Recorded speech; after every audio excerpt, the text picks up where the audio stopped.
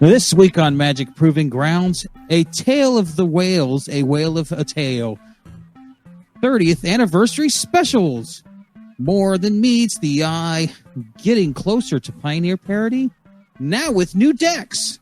Mishra / Urza Meld.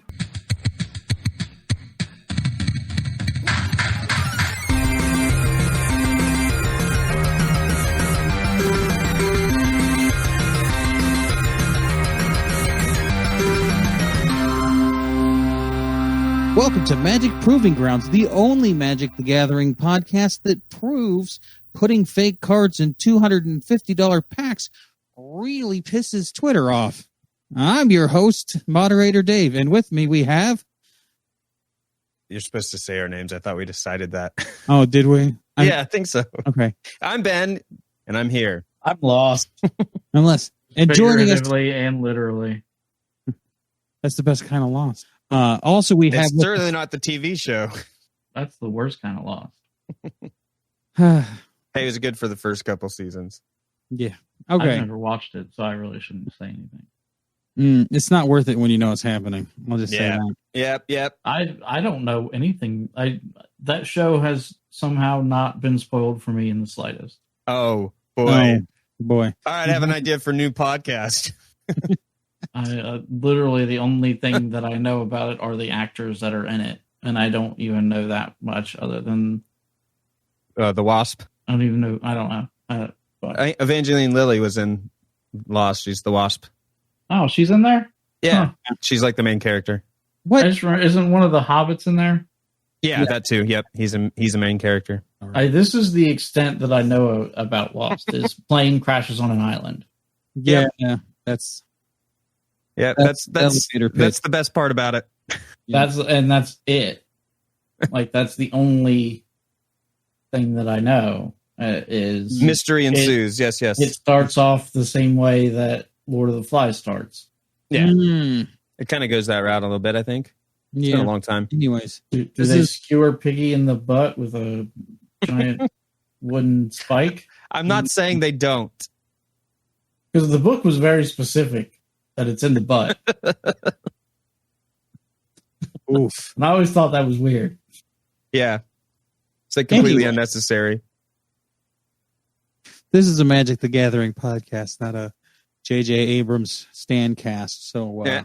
We do have a lot to go over today. We do have a lot to go over. Why don't we just get right into it? Yeah. Let's just do that. We'll skip what you guys are doing this week. Probably watching Lost in other Dave's case. I'll just say it was sorting a lot of Magic cards. Still. That's it.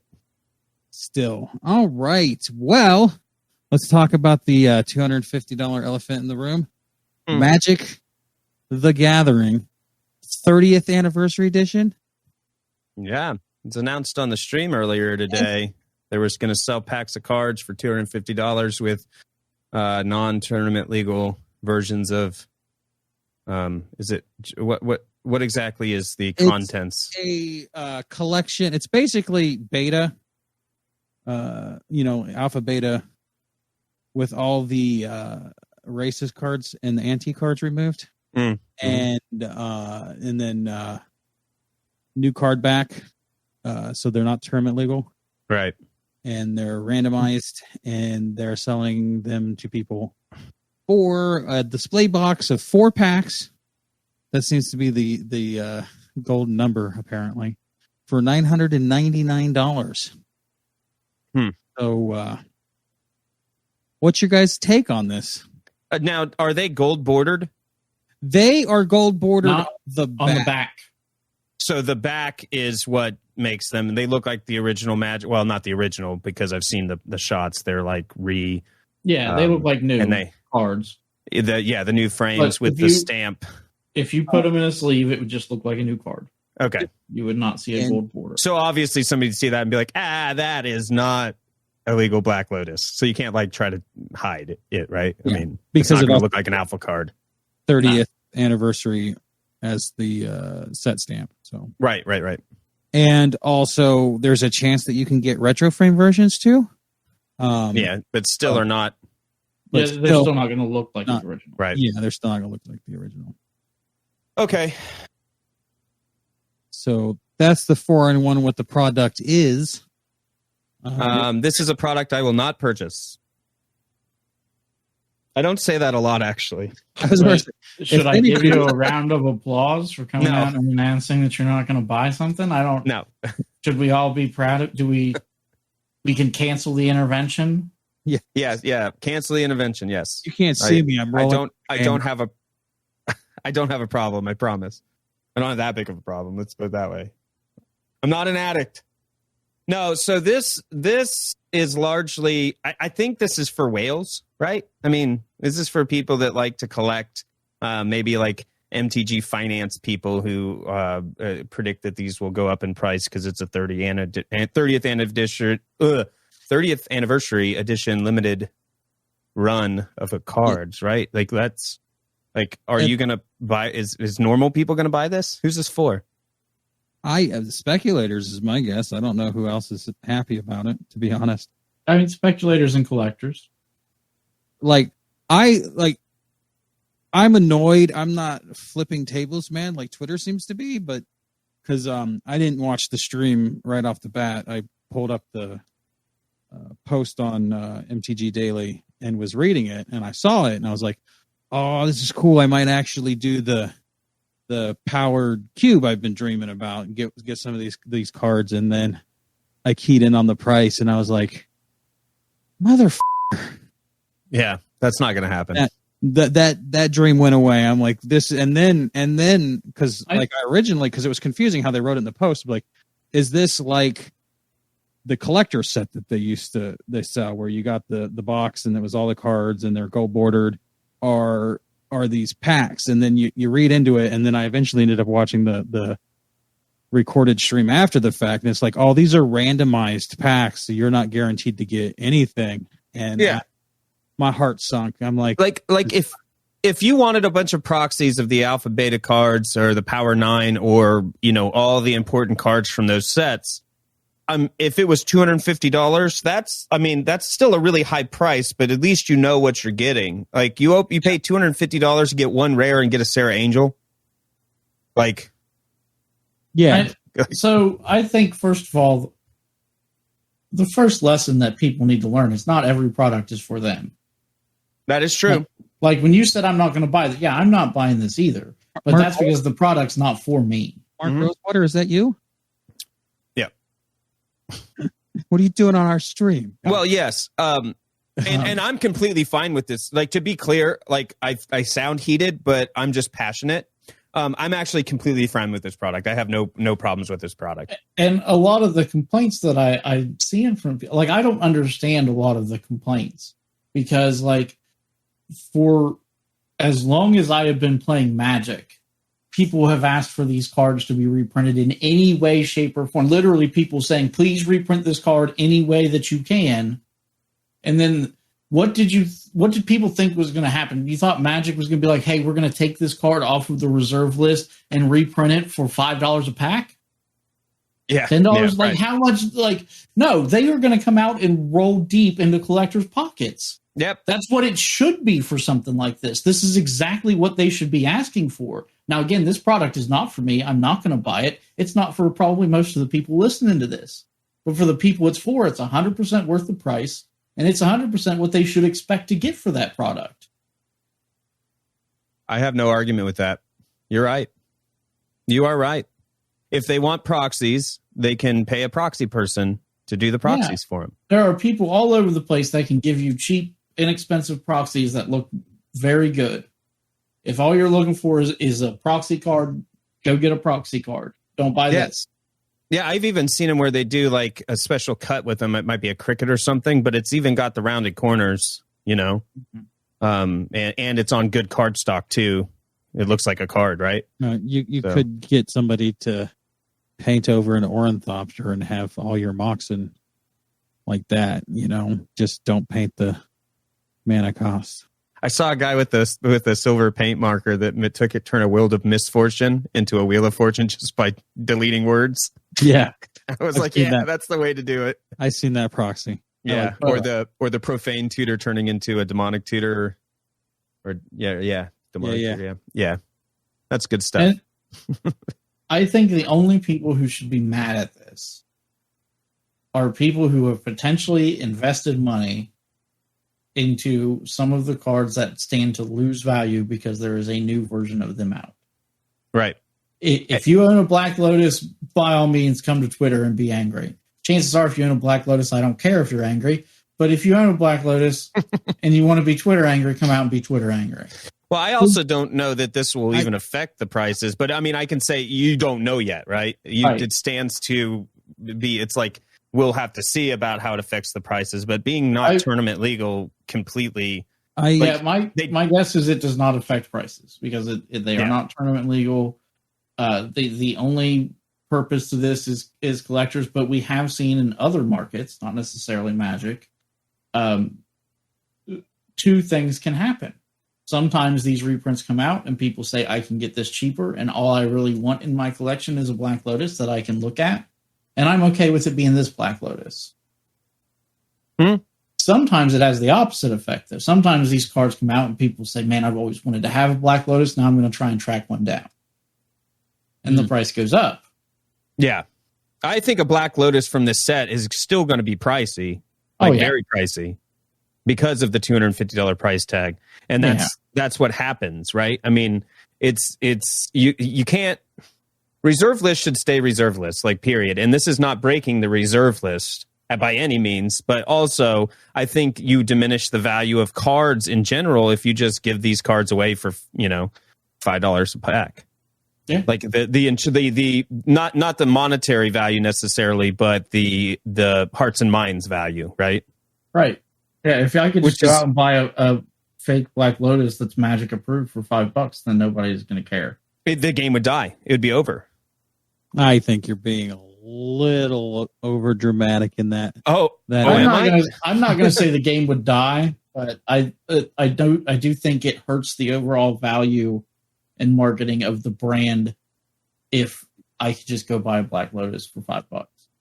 Yeah. Well, yeah. I don't think anybody's suggesting that Black Lotus should be $5. I just think that the way that I think, again, I'm a little perturbed, so I'll just play the perturbed side. I think the intrinsic complaint on this is that they're randomized packs, $250 a piece. You don't know what you're getting. It's like the definition of a lottery ticket or a loot box. Yeah. Stuff like that, where I don't disagree with you, but people know what they're getting into. I don't play the lottery because of that. Yeah. Again, these products are not for me. And I don't complain about people who play the lottery or that the lottery exists, right? Just don't engage with the product, I think. This is a good thing for Magic, in my opinion, because this allows them to chase the whales to get money to maybe, because how business works. You always have to be going up. Profits have to go up. So how are they going to do that? Do you want them to charge you more for your packs, or do you want them to make a standalone product you don't have to engage with to catch all the whales? I'd like to point out that they're doing both. Well, yes, but it's 50 cents a pack or whatever, if to, $10 a box or whatever, instead of, 30. Yeah. Or what have you, It's just, I don't know. It's just frustrating. I can see where people are coming from. Again, I'm not going to buy this product. I probably never was. Even if it was what I thought it was originally for $999, which was the complete set collector style, like the original collector's edition that they put out. I don't think there's a single product that Magic could put out for $1,000 that's for me. Well, yeah. I don't have a private jet. Of course, there's nothing they would put out for $1,000 that's for me either. But because I was just thinking, I was like, if it was like a reprint of one of every card from every set ever, I still don't know that I would drop $1,000 on it.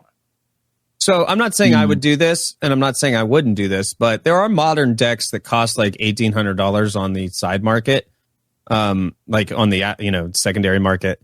So if I wanted one of those decks and they sold it for $1,000, then I don't know.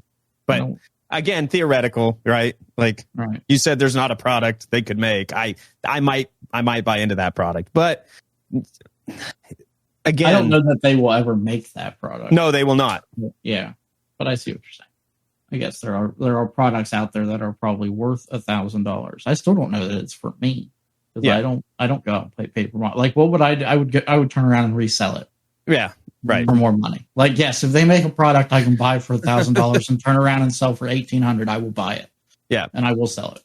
Yeah, and and they do make decks, which we'll talk about later on in the discussion. But those are like pared down, non-competitive decks. You have to tool those decks. So like.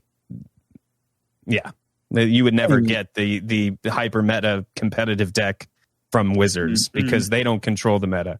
Yeah, I think we should. Go ahead. I was going to say our last pieces and then move on because I think we could bicker for quite a while about this. So it's very polarizing. When I told you that I was going to have a different opinion on the product before it happened, Ben, did you think you were going to agree with me? I thought you would take the collector stance. Okay. Because that seems to be you. Yeah. Which I even see. The angle you were coming from was that. Yeah. So. From the collector's idea. We have you pegged, man. Yeah. No, we're on to you. I'd tell you the one Magic product maybe that is $1,000 that I would think about, which is it's not technically a Magic product, it's a Magic adjacent product, would be potentially some original artwork. Oh, like artist proofs. Some Seb McKinnon original artwork on like a Grow Spiral or something. Yeah, that'd be sweet. But artists technically own those, and artists have the right to sell them in most cases. Right. So that's not technically a Magic product. Yeah, yeah, you're right. You're right. Okay, you want to move on to the next thing? Yeah, there was more. Hey, internet. Guess what? There was more in the 30 for 30. Or the Magic's 30th anniversary celebration than just those collector's packs. What? Yeah. One of the things you might have missed is they're doing a 30 for 30 type thing where each set is going to have promos that are tied to them. 30 promos in total, one from each year of Magic. We already saw the first 3 with Dominaria United and Sarah Angel from 93, Ball Lightning from 94, and the Finnenhor of Elves from 95. So going on with each set, you'll get 3 to 4 different promos,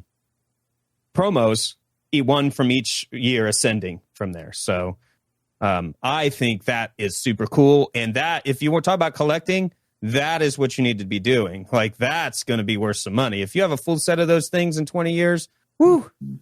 Or they could be worth nothing. Yeah, or that. Yeah, but if you go to your store and you get them for free for playing some event, then, well, not free, but, you get them in addition to playing an event that you were doing anyway, then that's great. I'm just saying, never forget that speculation goes both ways. That these products in 20 years can be something that is worth tons of money, and these products in 20 years could be something that no one gives a about. I'm going to give a care about them because I'm going to put them on my wall because they're actually sweet. I like them. I'm going to try to get all of them if I have to buy them off the second market. Now, I do agree that these are sweet cards. Yeah, I like the concept behind it, and this is brilliant marketing. I think this is great. I'm going to shout out the Tarmogoyf in the Future Sight frame in Japanese. That's like... that were released with Lord of the Rings, Tales of Middle-earth. He's chef's kiss right there, man. That's great. That's awesome. I like it. That'd be my chase card, I think. Yeah. Out of what they showed. Yeah, this is a great idea. And then in addition to the 30 for 30, they're also doing Premier Play promos. I believe it says for players on the path to qualifying for Pro Tour 3 in 2023, they get alternate art promo cards. They have Mystical Dispute and Thing of the Ice and Snapcaster Mage. Take a look at the art. I think it's really awesome art. The Thing of the Ice is definitely better than the original Thing of the Ice. It's a crab. It's amazing. I love it. I will never be able to get it, though. Yeah, that seems like a hard one to get. There's always the secondary market. Yeah. There's a full breakdown on the site if you want to see how to get those promos, but I don't think we need to really focus on that. I actually think that is the worst Snapcaster art they've put out so far. Yeah, I like the original personally. I say I would run original Snapcaster before I would run that, and I don't like the original Snapcaster art. Yeah.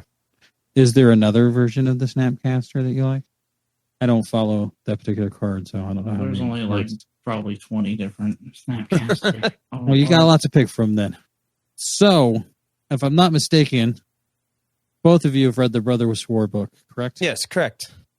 Okay. It was a very good book. Long time, but Been a long time, but Well, I mean, me having three brothers that I was constantly warring with, I kind of really connected to that book and the struggles that Urza and Mishra went through. I feel you. For some reason, I feel exactly the same way. But you guys are familiar enough. You remember the story. You feel like you want to drive a spike into your brother's guts and stir it around so that he can't think.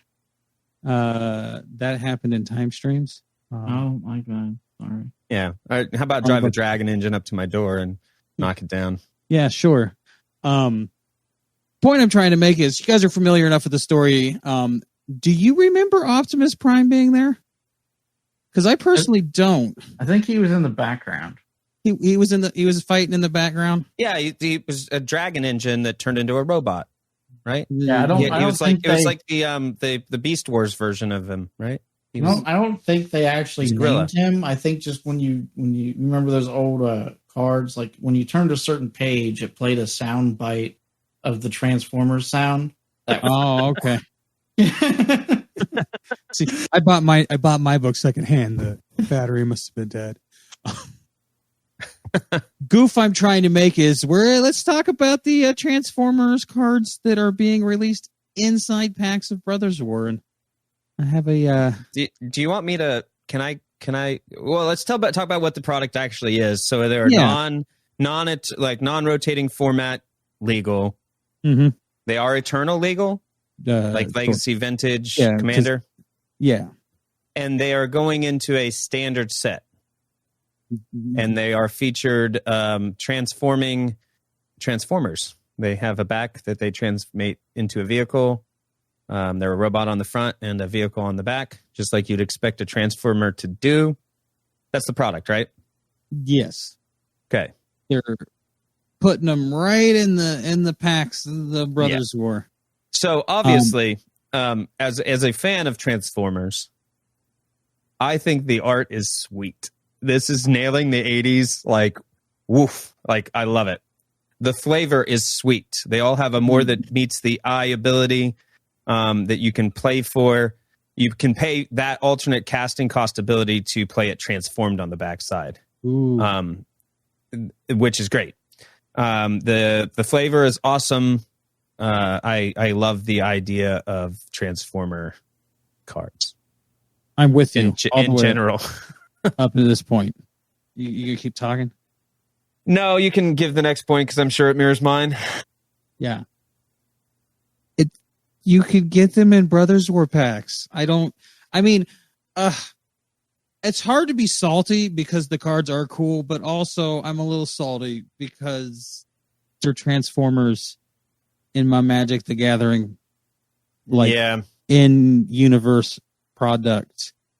Like, because you build so many standard and constructed decks that you wouldn't be able to play your Transformers in. Yeah. That's exact. You know what? I live on salt and misery and pain and misery, and you gotta let me have this. No, actually, I don't. You can be mad about it. I am not trying to control your emotions here. Nah, in all seriousness, I read this. I was like, oh, that kind of sucks. But also whatever. Yeah. Okay. So mine's kind of like yours, so with one little caveat. So I have one question, sure, actually, that I want to clarify here. So I did not research this. I do not know the answer. What spot does the Transformers card take up in the pack? It's a set booster. Only it's the same slot as the Commander card. Like, it's the same idea as the Commander cards that were in. Oh, then I'm 100%. That's exactly what I'm saying. My thoughts mirror yours, Dave, moderator Dave. But I would rather have a Transformer in that slot than some useless Commander card. Hey, man. I'm not even going to say useless Commander card. I don't play Commander, so. I don't play Commander, but yeah, it doesn't necessarily. Just to be clear, so that everybody knows, with the 411, you will not be drafting these Transformer cards. Yes, correct. Correct. Okay. Yeah, I'm notoriously vocal about like hating the fact that I get commander cards in my standard set booster, but I'm not actually upset about this because I think that I would be okay with pulling like a Soundwave. Man, my favorite Transformer. He's a fucking tape deck, man. He's a tape player. He's a Walkman. Yeah, because so I mean that spot is designated to getting something outside of the set anyway. Yeah, like if it was in like the rare spot or the like art spot, the spot where you're supposed to get like the full art or potential full art or alternate art or whatever. Yeah, then it shares that slot actually. What? You said it took the spot of the commander card. Yeah, there's not always a commander card. The commander card takes the spot of the full art. You can get a full art common, or you can get a full art rare, mythic, or whatever. But it can also be a commander card in that slot. See, like, because I don't. If it's just going to take up the space that the commander space takes up, then I'm 100% okay with it. If it's going to take away from the chance to get, or someone's chance, I shouldn't say my chance because I haven't bought a pack in 5 years. If it's going to take someone's chance of getting something that is relative to the set, I can see some people getting mad about it. But in that particular spot, that's basically like a bonus card in my mind anyway. Right. So it does actually take a card that would be usable otherwise in a standard format. It does always take that. The commander card always takes that. But really what the people are mad about is also in that spot you could always have a chance to get a card that's not viable because you could always be a commander card in that spot. Yeah. So like my outlook is I would prefer that slot didn't go that way to begin with. But if they're going to do it, I'm okay with them doing robots. Yeah, I would much rather there be a Transformers and that's potentially in that spot than a commander card. Yes. And maybe I'm in the minority there, Dave. Probably. No, I like seriously. I mean, I don't care. I want to build Transformer commander deck, so like I mean it is really sweet. It's like you I have this like inclination in me to be like, oh, Magic purist, but in the long run, it's like, who fucking cares? Like, you get a Transformer card. Yeah, because I mean, they do this. They could have done a Transformer secret layer, but instead they did this. So, which is better because I would never buy. I don't know. I probably would.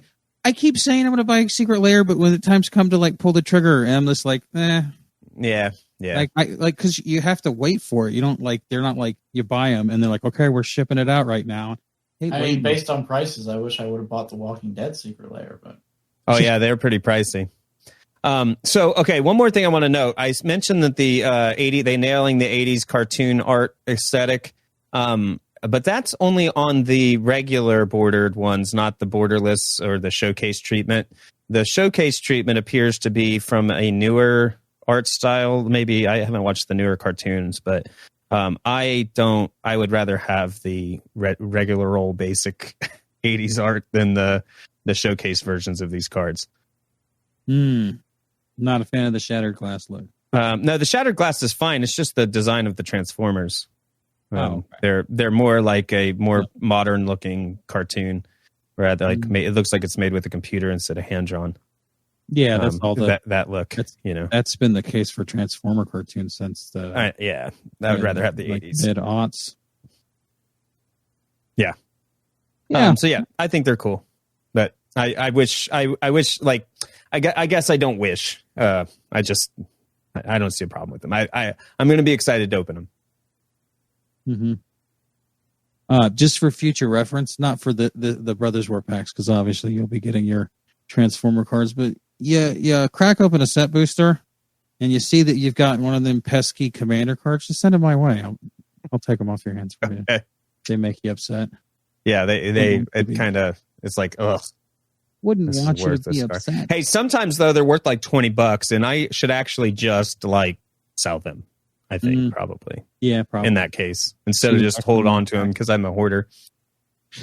Like, you'll never know if we need it. I might need it for something. Yeah. So speaking of smooth transitions, this is not one. I love it. Best segue ever. Holiday secret layers. You guys want to talk about that? Oh, do we have a link to that? I haven't seen holiday secret layers. Let me put it in the show notes. Maybe we erased it. Holiday secret layer. It's Google. They made this say search on. This might not be good. Oh no. Oh no. Is it on the secret layer website yet? No, it won't be until October 20th. Oh, I don't do that, but I did see these littler walkers secret layer, which got like chibi versions of Elspeth and Narset and Karuk. Oh man, those are fun looking. Oh, it's very cute. So I saw with the 30th anniversary secret layer. Yes. It's what, 30 cards for 150, but they're only telling you what 7 of the cards are. Yeah, maybe that's what I'm thinking about when I put holiday, because they were talking about picking it up for the holiday. Oh yeah, because it comes out around then. Yeah. Okay. What do we have a? Where's that at?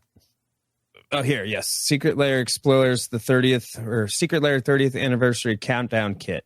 Is that the time thing? Just in time for the holiday Secret Layer. Okay. Yeah. Is a set of 30 boosters with stylized wrappers that mark their year, one for each magic year. Inside, you'll find a card printed from that year with a twist. It comes in a true style with Secret Layer. It comes in a style true to the Secret Layer ethos. Yeah, let's just skip this. Let's go on to... No, dude, it's cool. Okay, man, you guys want to talk about it? I mean, they did. I want to know what else is in there, but before I pay $150. But that Shark Typhoon... That's awesome. Really the Shark Typhoon is so cool looking. It's like a B movie cover, man. Like it looks like a VHS art poster. Yeah, yeah. I actually really like the Necropotence too. The metal. Yeah, Necropotence. I do too. You know, it's what I don't like, the retro frame fucking Chromox. No, Planeswalker card. Elspeth. Oh, because it's a dude. Have you ever? Yeah. People play that Secret Layer Teferi, and it's like I have to read your card really quick. Hold on. Can you not do that? I'd appreciate it if you just used the one. This one's formatted a lot better than the Teferi one was, because the Teferi one didn't have any breaks in like paragraph breaks or anything. It was just like all in one thing. Have you seen the Karn, the Great Creator one? No. Oh my God! It's like. I can't even. And the art on that Blood Braid out. Yeah, I was going to point that out too. Yeah. Very cool. Yeah, the 7 cards they promoed look really sick. Yeah, that's this Karn the Great Creator Secret Layer is exactly how the Teferi one is. I think the Teferi one has more text. Move. 30 cards, but they're only going to show 7 of them, so people could be surprised. Okay. Well, they mentioned on the stream that if you really need to know what's in them, you can go to the Secret Layer site. Okay. So you can be surprised, or you can not. You have to like actively go to the site and then click "I want to see spoilers" in order to get the rundown of what else is in the set. And if you want to be surprised, you have that option too. Yeah, nice. But each card has a 30% chance to be a foil. It's pretty sweet.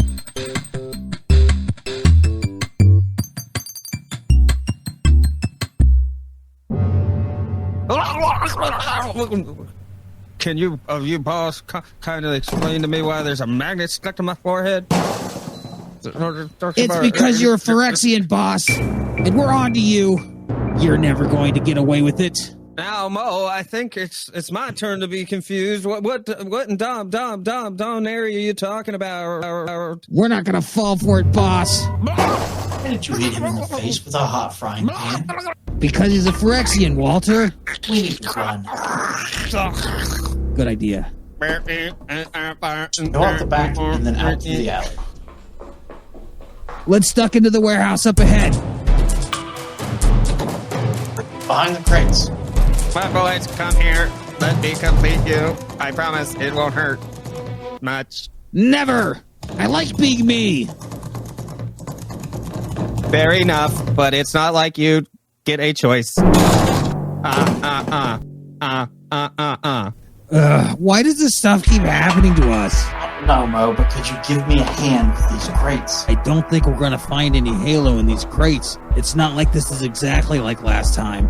No, you idiot. We're gonna push the stack of boxes onto the boss, and maybe we'll have time to escape. We might even kill him. Come out, wherever you are.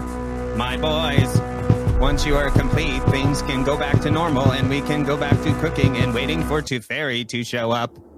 I knew it. Exterminate. Ah, Ugh.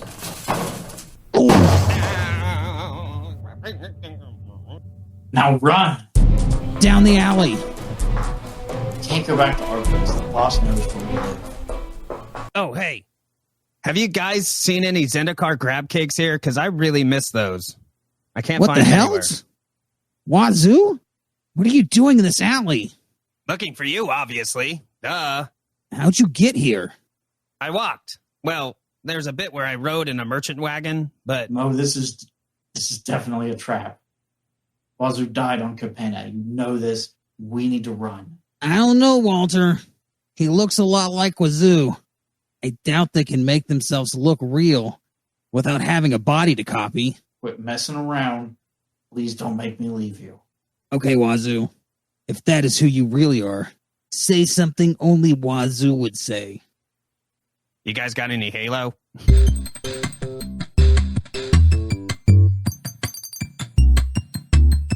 You guys ready to talk Pioneer?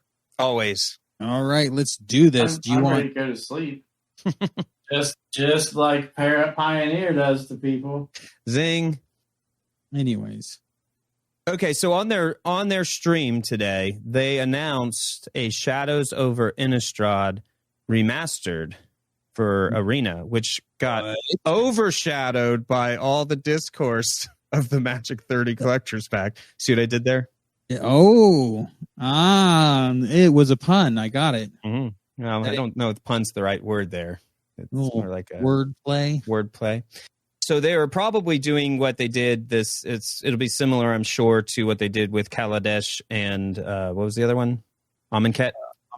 Where they took the two sets and made it one, took the important cards and made them all one. So that's going to drastically affect Explorer in a way that I wasn't expecting. I was expecting Explorer anthologies to kind of fill in the gaps and stuff. And then they surprised with this Innistrad. So I'm pretty cool with that. I'm actually fairly excited. They also announced the Explorer Anthology 2, which will be coming sooner. So Shadows over Innistrad comes on in 2023, and then the Explorer Anthology would be later this year. What cards are you excited about in Shadows over Innistrad? Oh, thank you for... I know some of the answers to this one. Things that are Pioneer staples now that don't exist on Arena, change this Explorer metagame in a way that makes it so it's like actually different. So some decks like that are just stomp on Arena because the other decks don't have cards that improve them. So that's comment. I didn't think we needed to spell that part out. Okay, so these are the cards that I think that are in the metagame in paper that will help the metagame on Explorer. One big one is Thing in the Ice.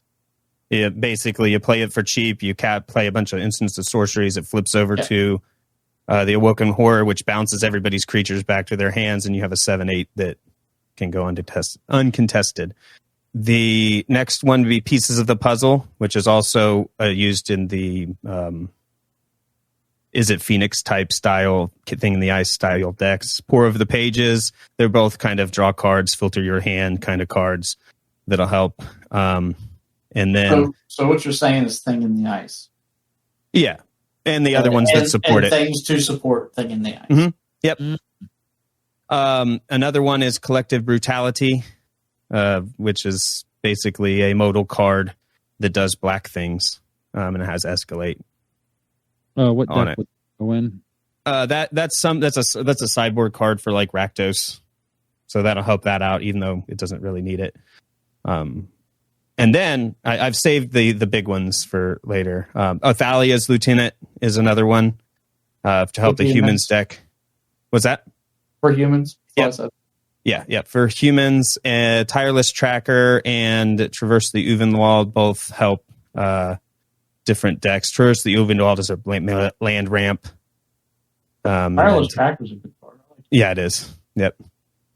And then the big ones, there's a couple that are coming, but they were already part of Explorer 1, which I thought was weird. And I wanted to just point them out because of what it might mean for Explorer Anthology 2 in the future. So Rattle Chains and Mausoleum Wonder were already released on Arena in some anthology or another. But they'll be officially in this. So onto the big ones, right? The two big ones. Liliana the Last Hope. If I need to explain that card, do I? It's a Liliana that makes a bunch of zombies when she ults. Okay. And then the big one, the really big one, like we'll say moon-sized big one, Emrakul the Promised End, the Eldrazi 1313. It's the one that makes everybody take, you get to take turns. So you gain control of them and then you get to take an extra turn. Or no, you gain control of them and then they take an extra turn after you mess them all up. Flying Trample Protection from Instance. 13/13 for 13. So that's very creepy. The what? The art? The art on Emrakul. Yeah. Yeah, he's a big Lots of squiddy tentacles. jellyfish. Makes me feel some kind of way. That's it. The card that might help historic Sigarda's Aid. I think there's a Colossal Hammer deck floating around on Arena somewhere, like Hammer Time, and Sigarda's Aid was in there too, so they'll get that with this. That's pretty much all I had. But my questions, and you can maybe help postulate things with me. If they're doing the Shadows over Innistrad anthology, that was the set block. The two sets directly before Kaladesh, which is currently the oldest set on Arena.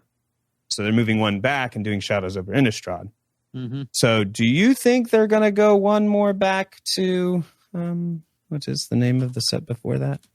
You think they're going to keep going back? Yeah, keep going back. Until they go? Because they never announced that. So it'd be the Zendikar, Battle for Zendikar would be the one behind that. Is that their plan? Because this is the first time they didn't mention that they were going to do this when they talked about turning Explorer into Pioneer. I mean, just because they didn't explicitly say this, they did say that they plan. Their end goal was for Pioneer to be on Arena. Mm-hmm. Yeah. So I'm just saying. Do you think that they're going to do this with the other sets? Khans of Tarkir, Theros, and Return to Ravnica. They have to. They have to if they're going to do what they said they were going to do, which is put Pioneer on Arena. Yes, yeah. I mean, it all makes sense. The next thing that I was going, because they said what they made it sound like was they were going to do a whole bunch of these Explorer anthologies until they get all the Explorer or the Pioneer relevant cards. Yeah. So they're doing number 2, and as we saw in number 1, there were cards.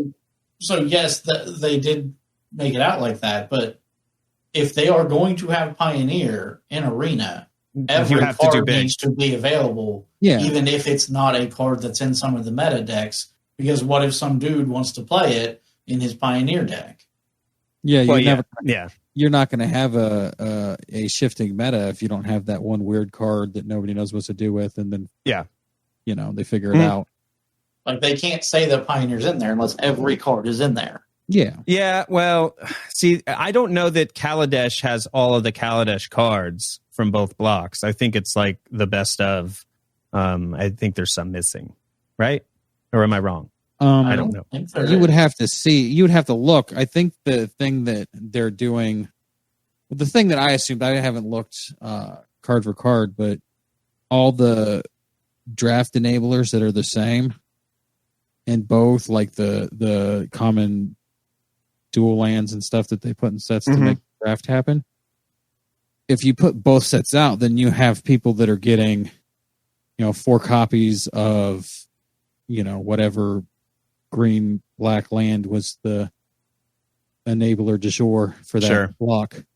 And you don't have that when you squish them together. You know what I mean? So the duplicate draft stuff is what I always assumed they took out of the remastered. Gotcha. And then another idea would be that things that were reprinted in further on sets, they might not need to put in the remaster because it's already on Arena, unless it's draft relevant, maybe. Mm-hmm.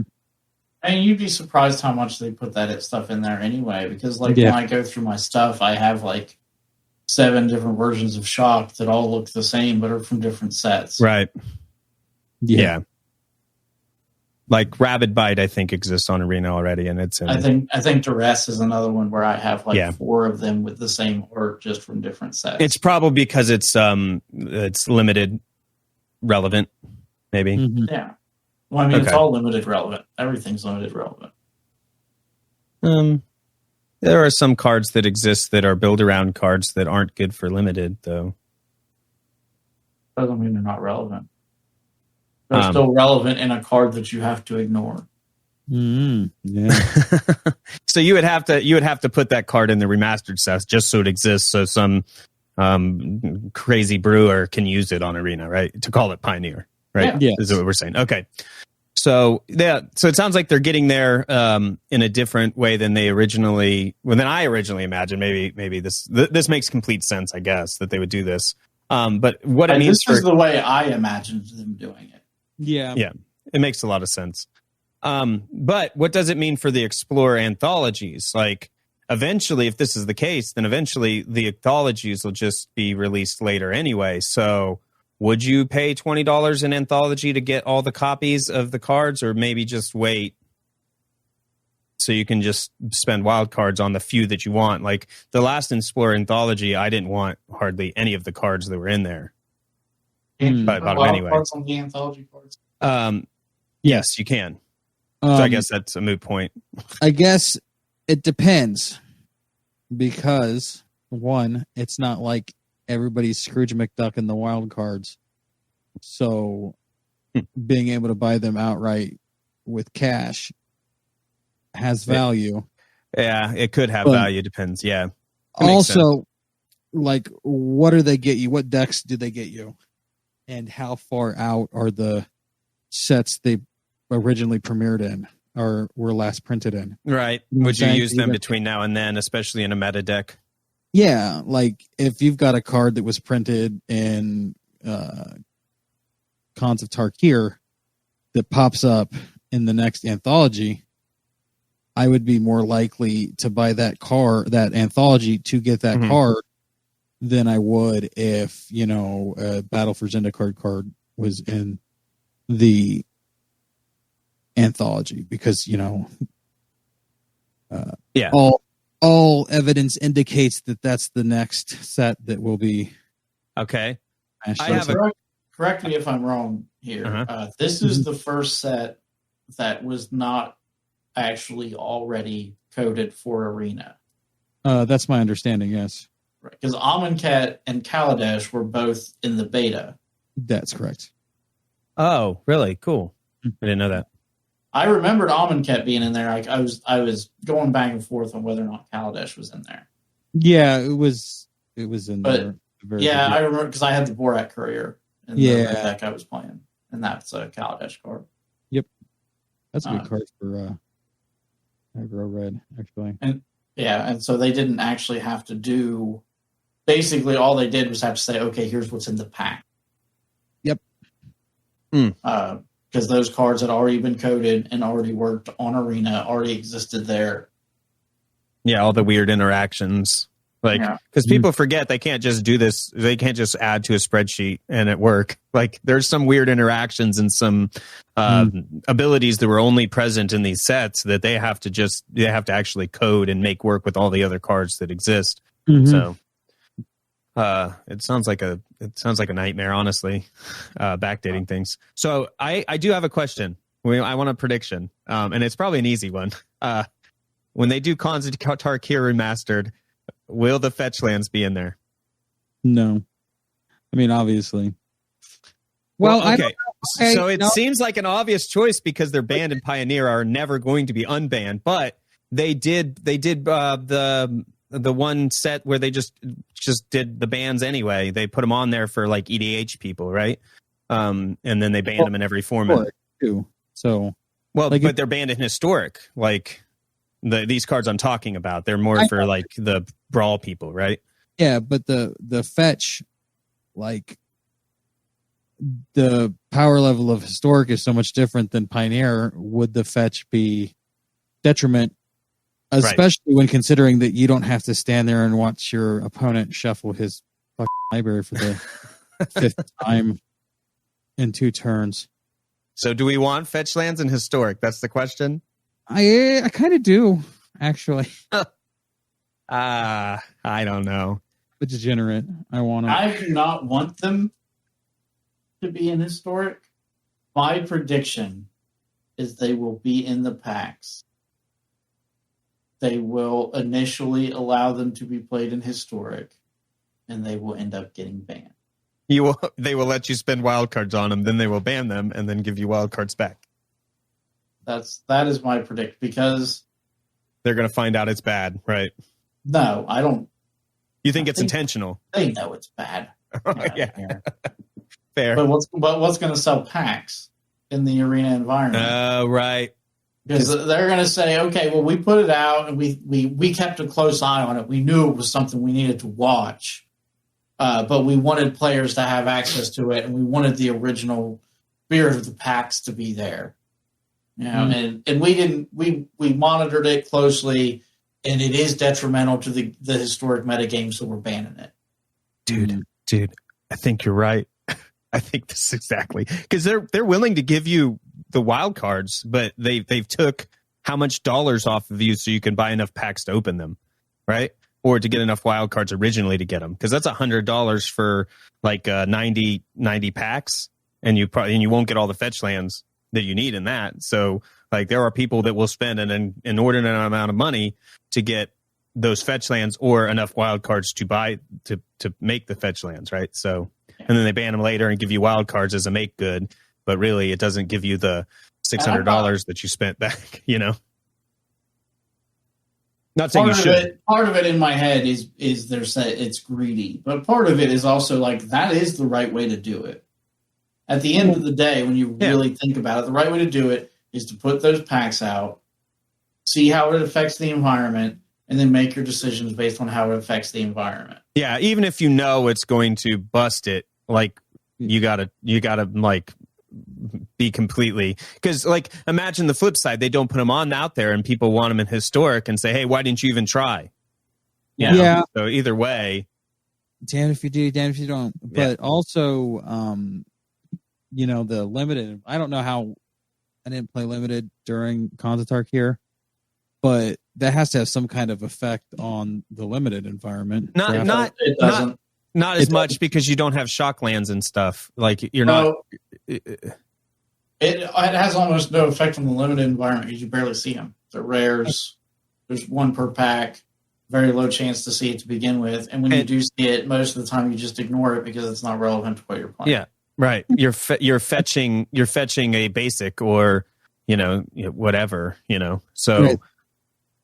Yeah, that don't makes get me sense. wrong. In an actual draft, you take it because it's probably worth more than the prize pool.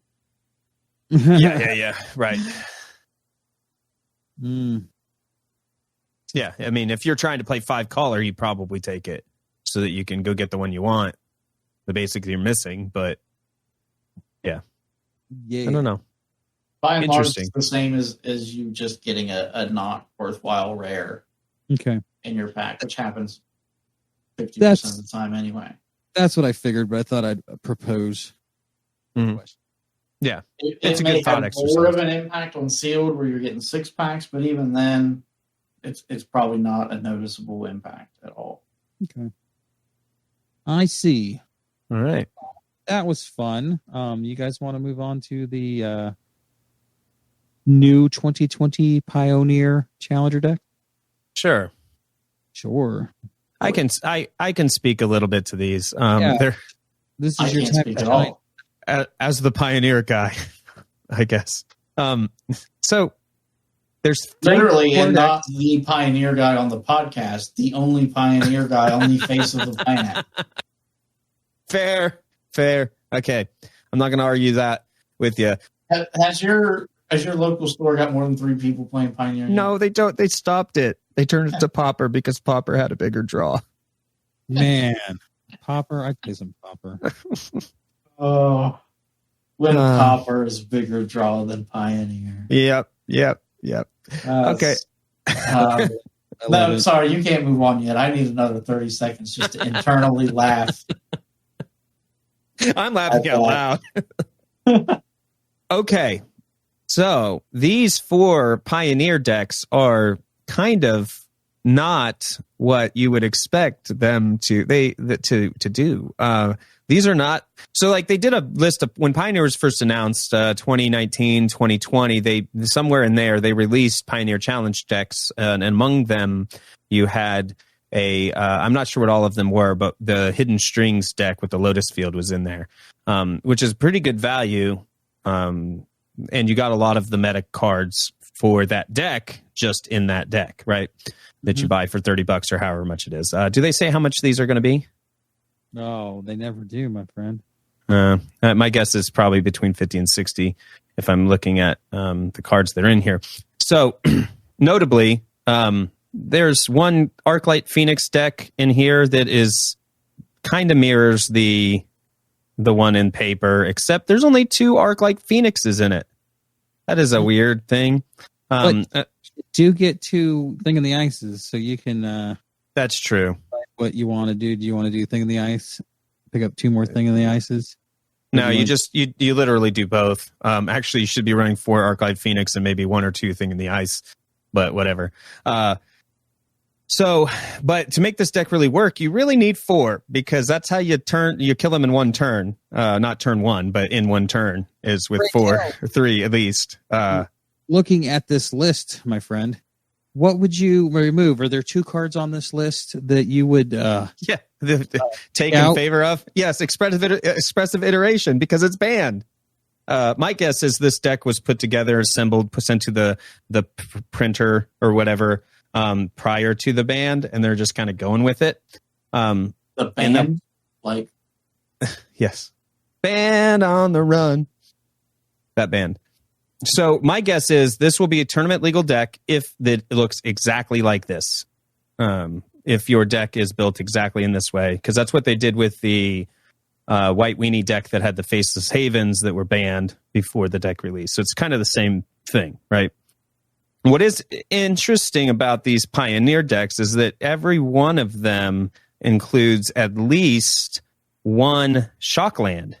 Which those Shocklands are like upwards of $20 a piece to begin with. So the price of the price of these Shocklands will likely go down, which is a good thing for the Pioneer format because the decks are starting to creep up in price. My guess for the Arclight case, the Arclight Phoenix is when nobody's playing it. Dude, they will. They will. They will. If you build it, they will come. My guess is they had a mythic and a rare limit on what they can include in here, and Arclight Phoenix is a mythic, so they can only include 2 mythics. Just to be clear, when you say if you build it, they will come, I think it is more likely that you are talking about a sex dungeon than Pioneer. Likely. Okay, if you make Pro Tour Pioneer focused, then people will play Pioneer. So let's get an over-under on this. Write this down. How many Pioneer Pro Tours is it going to take to get people interested in Pioneer? Probably more than 1. I don't believe that the Pro Tours are going to make people more interested in it. Yeah, maybe. I think Arena has a better chance than the Pro Tours do. You're actually, I would say you're right. You're right. I will back you on that too. As well. I think that. And I think I think all of that feeds into each other is once it's all on Arena, you can then do the Pro Tour tournaments on Arena with Pioneer. And that makes it way more palatable than watching people play with paper cards. It's so hard to watch paper card tournaments in my opinion. Yeah. Or MTGO tournaments. Okay, so what they actually need to do is make a spectator mode on Arena so that you can hover over the cards and read them as they're doing it. Because I think that was one of the complaints with the recent broadcast of the big tournament. I think it was NRG, maybe, was it, or the one that Magic did on their stream site. I know they tend to show bigger cards like off on the side and whatnot. Yeah, and that's a good like side thing. But if they had just a client built in the client and people could just watch the stream in the client, I think that's the optimized way. Right, and I don't know that you're ever going to have that though, because that's a big undertaking. Yeah, that means having your own designated client. Yeah, well, in the arena client, but still, that means building your own designated streaming client. Yes, as opposed to, which is huge. Doing it on Twitch. It's huge, but also I think it's detrimental. Because, even if you can simultaneously broadcast that inside of Magic and on Twitch, right? Mm-hmm. Which is pretty unlikely anyway. The Magic Arena client is never going to have the viability that Twitch does. Mm-hmm. Yes, I can play Arena on my phone, but I seriously doubt that I would be able to watch it and hover and do all of that stuff on my phone also. That's true. If you want to, say you're just a paper player and you just want to keep up on the tournaments, you don't have to download Arena and get to your computer or, all that jazz. And when you already watch people play on Twitch, right? That is a huge undertaking for what is probably a very niche audience. Yeah, and I'm sure that they've done focus groups and testings, and that's not why they're working on it or why they're not working on it, I think Twitch is still the way to go, and sorry about it, but if you do some Googling, I don't know. If you don't know the card, you shouldn't be watching that meta anyway. To answer your question earlier about what these are cost, looked them up, pre-orders on Amazon. Mm-hmm. The lowest deck, the Dimir Control, is $41.91, and the most expensive deck is it Phoenix for $48.97, and the other two are kind of in the middle. So they're going to be $40 because these are Amazon pre-orders, by people who are expecting to buy this deck and resell it. Okay. So those are not terrible. That's not a terrible price for what's in these. Okay, now knowing that it's $40, will this make an impact on the push to get people into Pioneer? The adoption rate? Adoption rate. Thank you. No. I mean, I probably will pick up the Is It Phoenix deck. I wish I didn't spend $20 on a piece on Arclight Phoenixes, because then I could just buy 2 decks and get all these other cards too. If they're 40. But here's the thing is that these decks are not complete buy-ins. If these decks were complete buy-ins ready to go, but like you said, the Is It Phoenix deck still needs 2 more Phoenixes, and it's only got 1 Shockland in it. Yep. And the other 3 decks aren't even actual meta decks. I was going to ask that because I was I am not involved in the Pioneer meta. The only one here that this white deck feels like it's trying to be the humans deck without going out and being the humans deck. Yep. That's the closest one to a meta deck, this Orzhov humans. The other 2 are not. They're not. The Gruul Stompy is trying to be the mono green one, but it does not do anything that the mono green does because the mono green's a combo deck, and this does nothing of that. Is Mutavault still a crazy expensive card?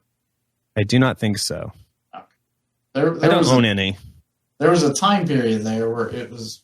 I think it was still in standard though. It's $7.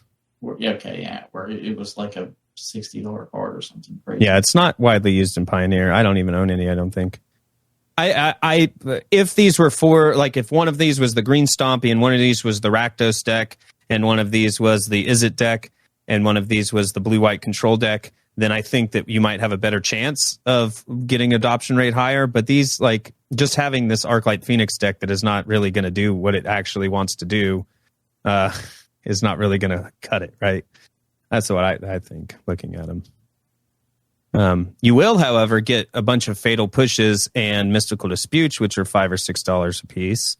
just by buying the Dimir control. So that's good.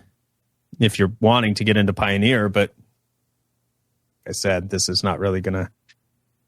You got torrential, that torrential Gilhulk. That's cool. I mean, the value of these decks are way more than $40. Like, if you look yeah, at the no, like prices of the for cards, $40, sure. these are a good value. You can buy these and be happy that you spent money on them. I don't Take think them it's going to apart, get people put them playing together in a better competitive deck. Pioneer, though. Yeah. Yeah, same. Good try. Not there though. I don't think. And that's all I have to say about Pioneer.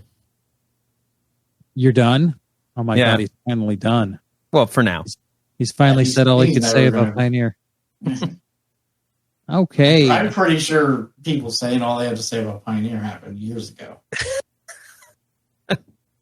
Yep. Oh, it looks fun. Not interested.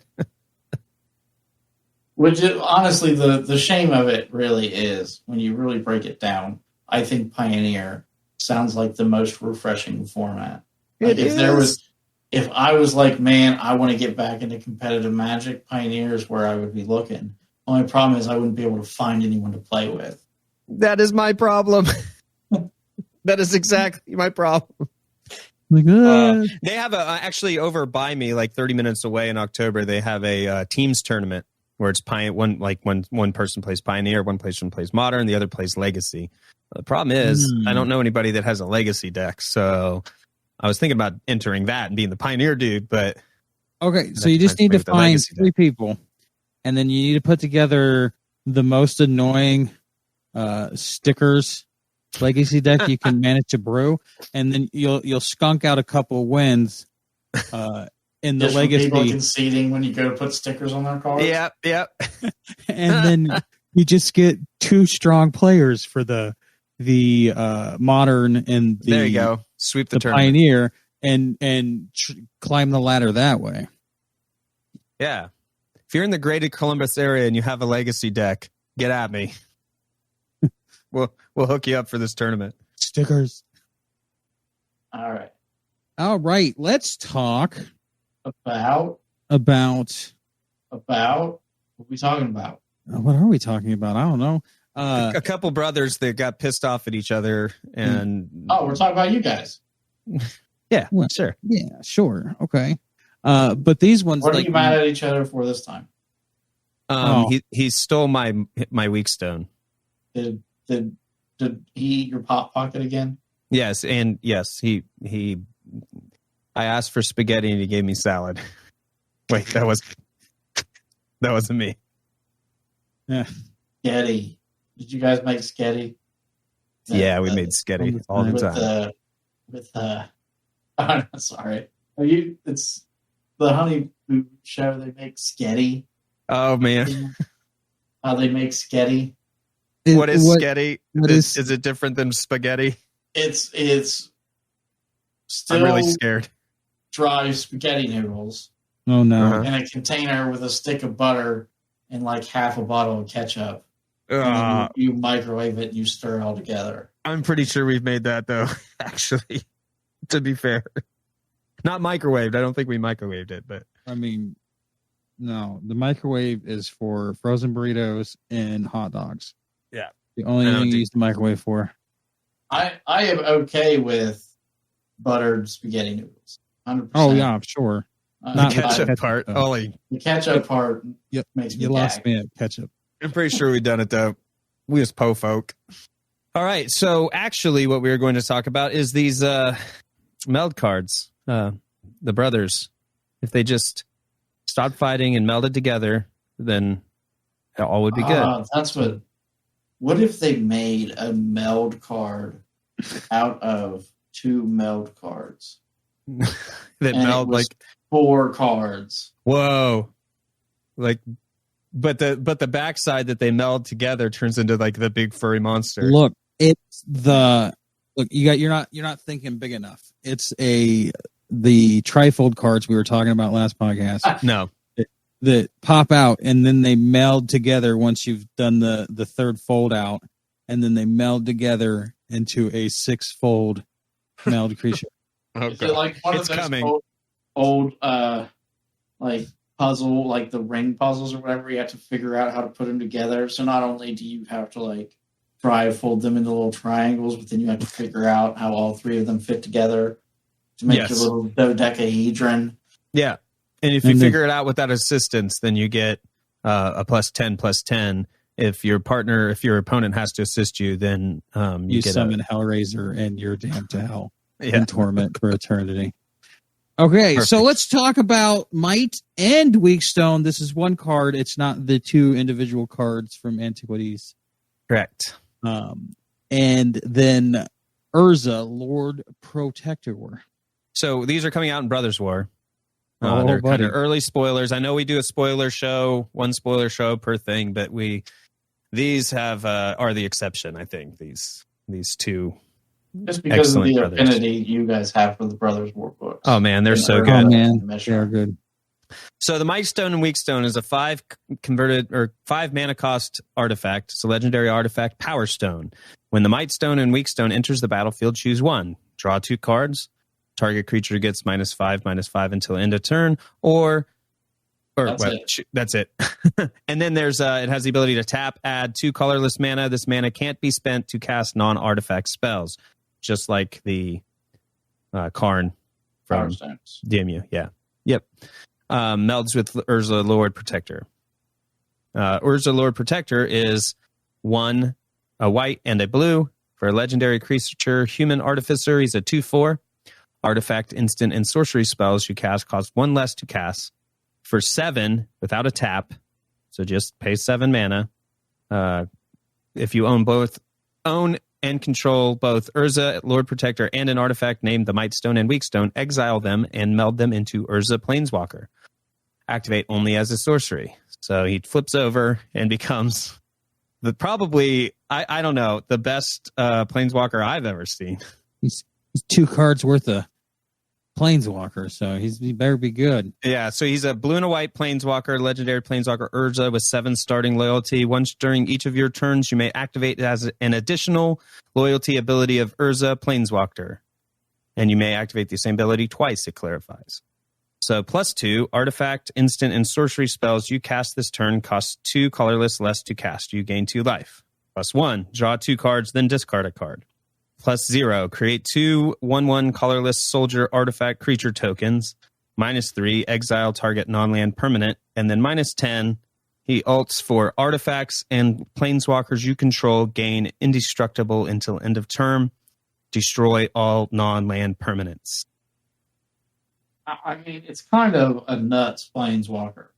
Mm-hmm. You really get, you activate that +2 twice, all your artifacts. Yep. Instance and sorceries cost 4 less. And then you ult the next turn. Everything about. Now, granted, it's going to be real hard to assemble. Because people always look at these cards and they're like, this is going to be. You're reliant on getting 2 specific legendary cards. Yep. Which means that if you're running 4 of them, you're probably going to get duplicates and not be able to play them. So you're making your deck less efficient. In order to construct this, because you're going to need 4 of them to do it consistently.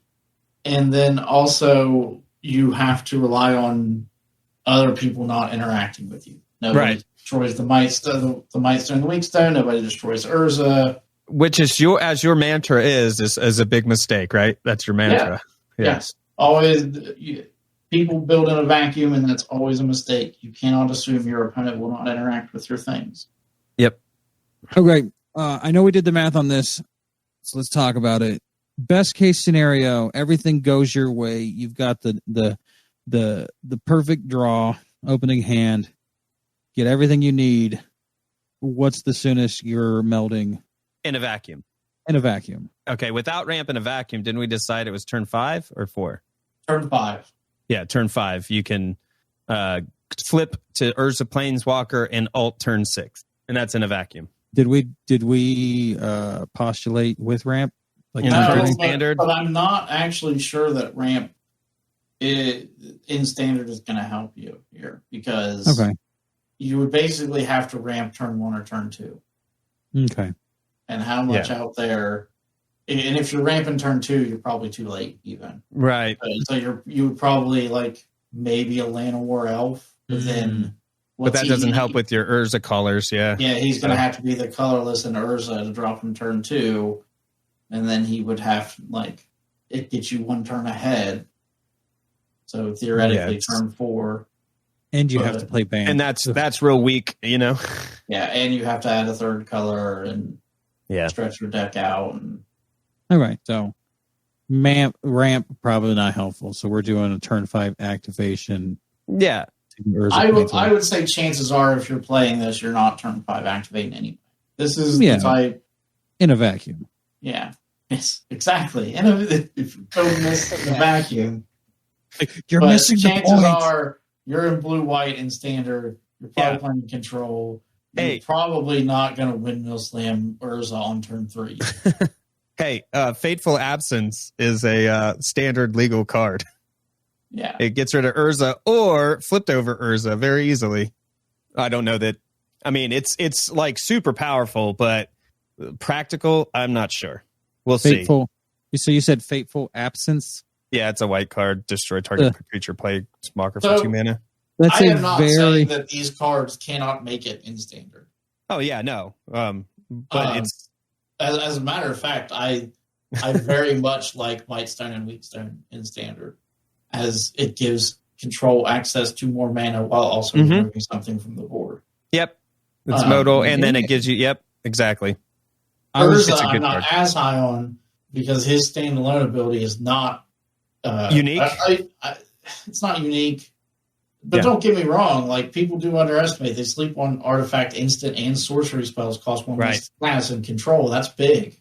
Yep, it is. But it's not like I have to have it, because we've seen that before. It sounds in like other cards, and they did not make the cut in standard control decks. It sounds like maybe, in my opinion, if you're building a blue-white standard control deck, which needs a lot of help right now anyway, maybe these cards will slot in, but your plan is not going to ult Urza Planeswalker. It's going to control the board, and if you do get to ult Urza Planeswalker, that's a bonus, right? Because one of the other things about Urza in this instance, he's not a win con. He does not do any damage. Right.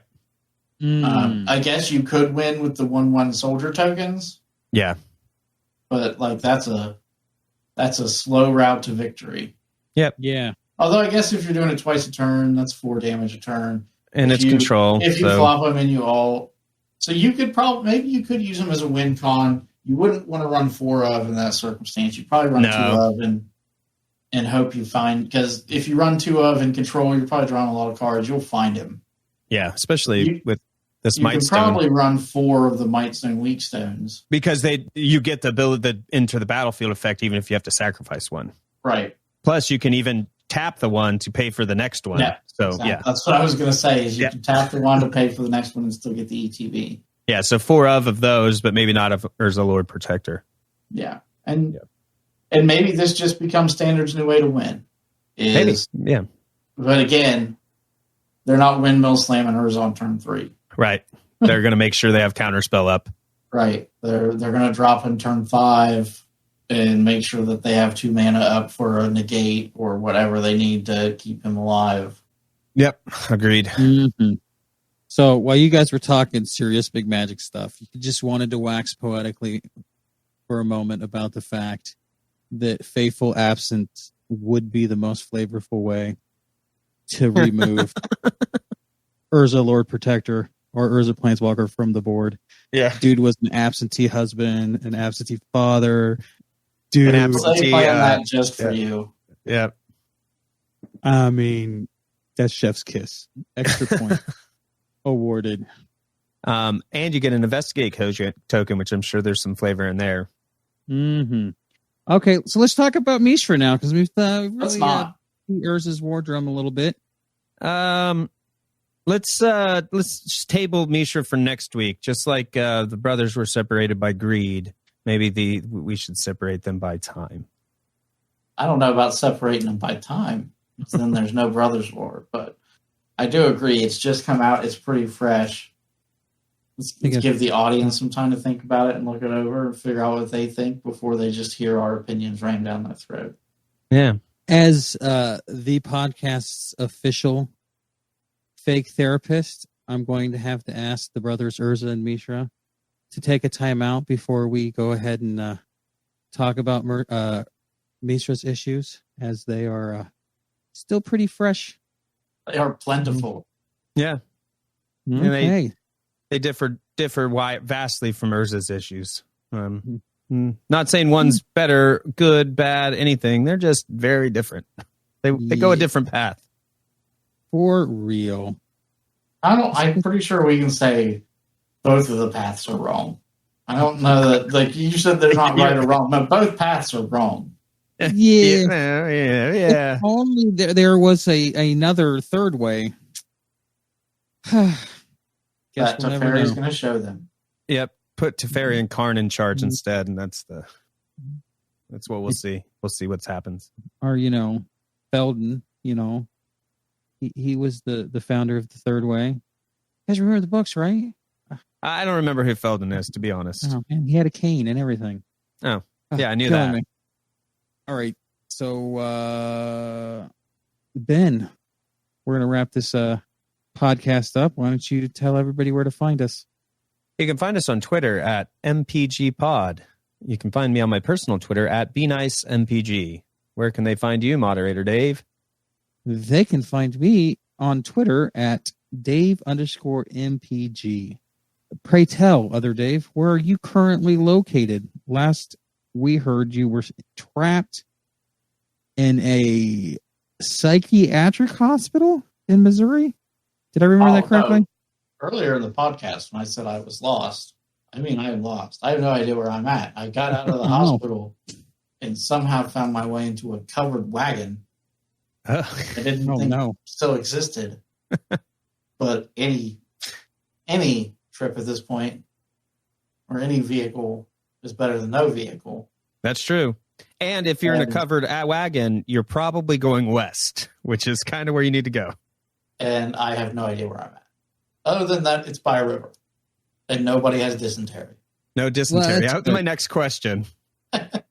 You got an efficient hunter on your team, because that's very important. Been led to believe that dysentery is bad. So I'm glad that you're not experiencing it. All right. Well, that's the show. Cue the music. See you next week. Oh, yeah. You can send us emails at podcast@magicprovinggrounds.com. Yeah. You can if you want to, but don't, because we won't look at it. But actually, I'll check it next week. Promise.